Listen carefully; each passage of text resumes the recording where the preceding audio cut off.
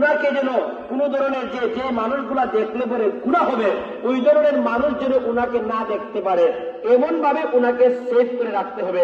গ্রামের পক্ষ থেকে বসান এবং উনি যদি নিজ ইচ্ছাকৃত ভাবে বসে এটা কিন্তু আদায় করতে হবে, না হলে এতেকাফের মধ্যে বসায় কোনো লাভ হইতো না।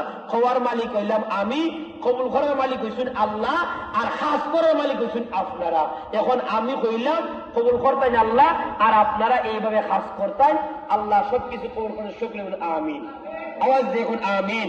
আরো ইতিকাফের বিষয়ে সামনে আলোচনা করব, কদরে লাইলাতুল কদরের বিষয়ে আলোচনা করব। আল্লাহ যেন সবাইকে তৌফিক দান করেন। রমজান আসছে, আমরা রমজান মাসের মধ্যে বেশি বেশি করে আমরা বাবারে আপনাদের কদমে হাত দিয়ে বলি, একটা মাস তারাবির নামাজটা বাদ দিন না, একটা মাস পাঁচ ওয়াক্ত নামাজটা বাদ দিন না। বাবাটা 11 মাস পর্যন্ত ঘুরাইয়া খাইলাম, 11 মাস পর্যন্ত ইমদা চল্লা খাইলাম, বাটপাড়ে সিটারি করে খাইছি। একটা মাস কি দম দেওয়ান জানানি, একটা মাস কি বাদ দেওয়ান জানানি, একটা মাস বাদ দেও না। এক মাসের উসিলাই তো আল্লাহ তোমার আমার 11 মাসের গুনাহ মাফ দিব। কথা কোন ঠিক না বেডি?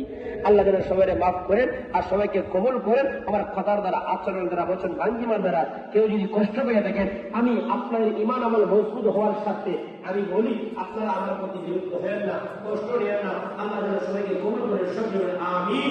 আখিরি দাওয়ানা ওয়া আলহামদুলিল্লাহি রাব্বিল আলামিন। আসসালামু আলাইকুম ওয়া রাহমাতুল্লাহি ওয়া বারাকাতুহু। যারা যারা সুন্নাত করেন না আপনারা সাইড রাখার সুন্নাত আদায় করুন।